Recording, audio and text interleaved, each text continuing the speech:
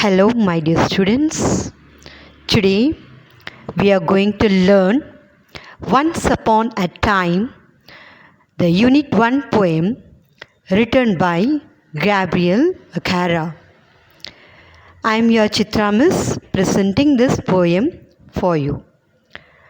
This poem, Once Upon a Time by Gabriel O'Hara, is a very interesting poem. Seeing the title itself, you will understand this. This poet, Gabriel O'Hara, is a Nigerian writer. He was born in the year 1921 and he has been extremely successful, victorious in capturing the moods, sights, and sounds of the African people. O'Hara also shows his concern regarding what happens during the ancient culture of Africa and after it got independence. Actually, it was ruled by the British government and it got independence in the year 1960. So there was a big change, and this change has been portrayed by this poet Gabriel O'Hara through this poem Once Upon a Time. Let us see how he has expressed his views. Once upon a time, son, they used to laugh with their hearts and laugh with their eyes. Here, the poet Gabriel O'Hara is talking to his son. He is saying, once upon a time, that means long time ago, like a story he is telling this. People used to laugh with their hearts. That means the love was very true, very lovable, and their eyes shows what their heart feels.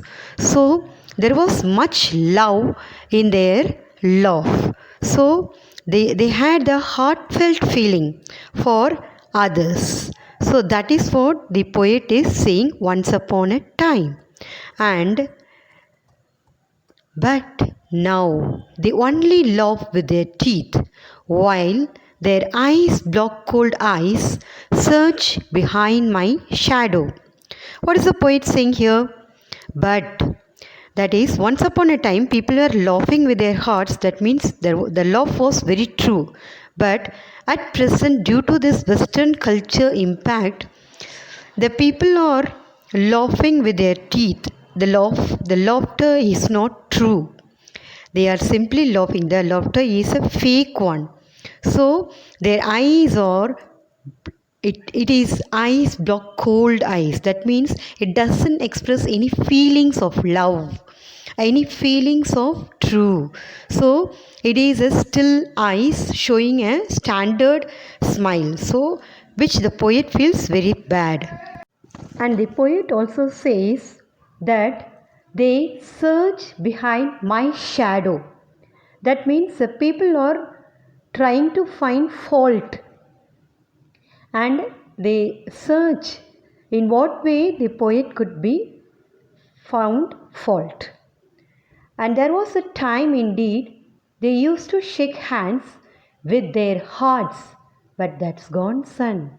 Again, here the poet is saying that it was a very long time that the people used to shake hands with their hearts.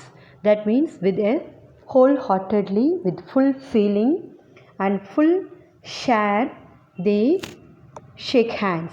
But now all this thing, all the reality has gone. That is what the poet is condemning here. He condemns that the people are not true and their behavior has changed a lot during this course of time. So this monologue is said by the poet to his son as a condemn. Now they shake hands without hearts, while their left hands search my empty pockets. That means the poet is again here saying that with feeling. He is saying that people are not true and when they shake hands with their right hand, they search from their his pocket. Whose pocket? The poet's pocket. They are searching how powerful he is, or what is the worth of the poet, or how they can manipulate the poet's capacity. Like this, they are evaluating the poet. On one hand, they are shaking, but it is not true. The shaking of hands actually is not true. That is what the poet is feeling in these lines. I have explained through pictorially. I think it is easier for you to understand.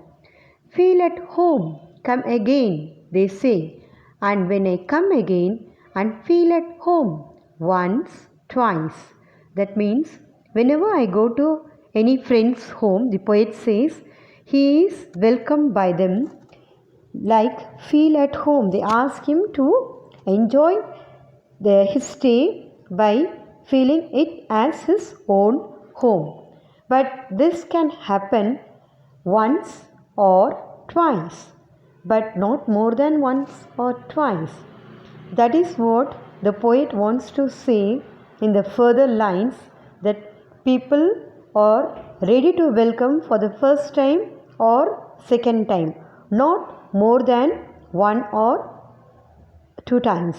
When you go for the third time, the poet feels that the door is shut in front of his face.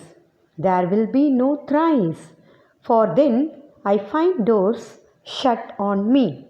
So here the poet feels that the behavior of people once upon a time was very good. Whenever you go, they greet you, they share whatever they have, and now you can't go like that. When you go thrice, the door will be shut on your face. And so the poet says, so I have learned many things, son. I have learned to wear many faces like dresses. Home face. So here the author is saying that he has learnt many things. Due to his surroundings, poet is also trying, he has also changed. He has also changed. That is what he is telling his son. Even he has learnt to wear many faces. So occasion, on based of occasion or situation, the poet is also changing. So he is feeling that he is also changing because of his own surroundings. Like how to wear a home face. When at home, how you have to behave. So he has a standard behavior like office face, street face, host face. Like whenever you go to office, there is a fixed face. Or in the street, how you have to keep your face. It's all artificial.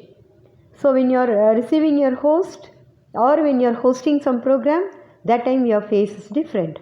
Cocktail face, with all their conforming smiles like a fixed portrait smile.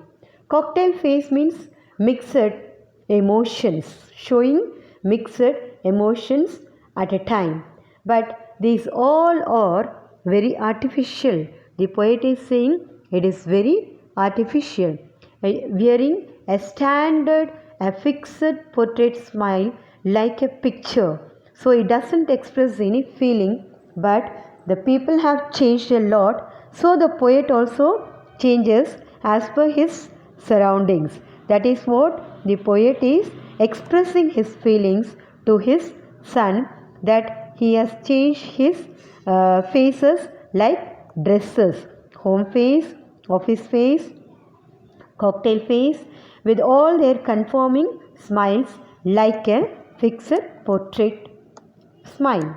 And I have learned to laugh with only my teeth and shake hands without my heart. So here the poet says he has also learned that bad habit. What is that? By laughing only with teeth, not by heart.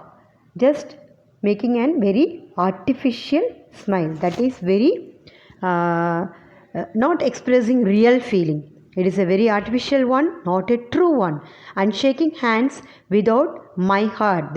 Wholeheartedly, the poet is not shaking hands with the people whom he is meeting. So here the poet is expressing his painful feeling. He is not happy what is happening around him, but he has to cope with the things what is happening around him.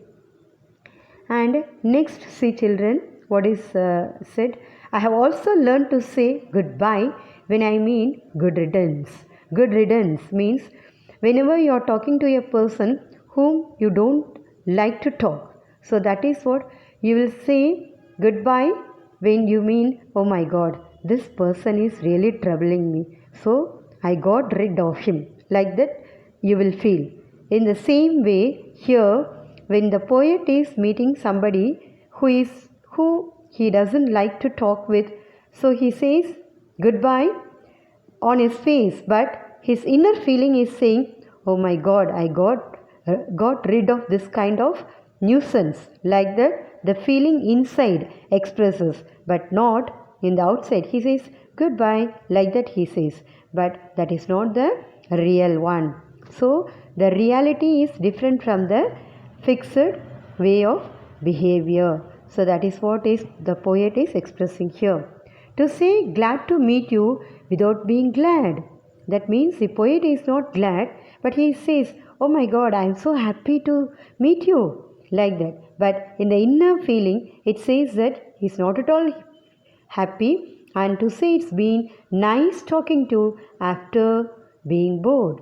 It's been nice talking to you after being bored. That means you are saying in the face that I am very happy to meet you, to talk with you, but actually within your heart you are not feeling happy. You feel really bored to talk with that person. So this is what the poet is expressing, that people's behavior has changed a lot due to the time period or due to the invasion of the British rule maybe. So this is what is expressed by the poet. But believe me, son, I want to be what I used to be when I was like you. I want to unlearn all these muting things. So the poet is expressing his feelings to his son, that he wants his son to believe it, to just understand his feeling, to just express that he wants to be what he used to be when I was like you. That means when he was like a child, like his son, he was very innocent and he felt very happy with the people meeting. But now he was not able to behave like that because his surrounding is not like that. So the poet feels very bad and he wants to return his behavior like a child. So he is asking his son how I can do that. Here the poet wants to trust his son and he wants to unlearn all these unrealistic things. He wants to relearn his childhood behavior from his son. So he is just asking his son that he want to be like a child like him, so that his behavior will be enjoyable and realistic. So most of all, I want to relearn how to laugh, for my laugh in the mirror shows only my teeth like a snake's bare fangs. So here the author is trying to relearn his behavior of childhood laughter. So he is standing in front of the mirror and he is trying to laugh like a child. But when he laughs, his teeth is shown like a poisonous teeth of a snake. So he feels very bad and he wants to unlearn. So he just wants to drop his all the behavior, whatever that he has learnt because of his surroundings. Maybe he is not willing, but he doesn't like that unwilling behavior. So he just asked his son how to love. He wants to learn from his little son to, to love really, that is from the heart, that is truthfully. But he feels very bad when he stands in front of the mirror. He doesn't see the truth, and that makes him to feel very painful. So in the last stanza, the poet is saying, so show me, son, how to love. Show me how I used to laugh and smile once upon a time when I was like you. So the poet is expressing his painful feeling that, and also begging his son, please show him how to love really, not artificially. Like when he was a child like him, he used to love. So he wants to learn from his little kid. Once upon a time, when he was also a child, he used to laugh like that. But now he is not able to do that. But he is trying it, and he wants to withdraw all his wrong behavior, and he wants to live an enjoyable life and live a truthful life and live a meaningful life. So he is asking him how to love, and please show him, I used to laugh and smile once upon a time when I was like you. So when he was like his son, he used to laugh like him. So the same laughter he wants to regain from his little son. This is what the poet is expressing on behalf of the whole Nigeria. So this is an expression by the poet Gabriel Okara about his country. Thank you for watching this wonderful poem, children. Thank you. It's a very meaningful one.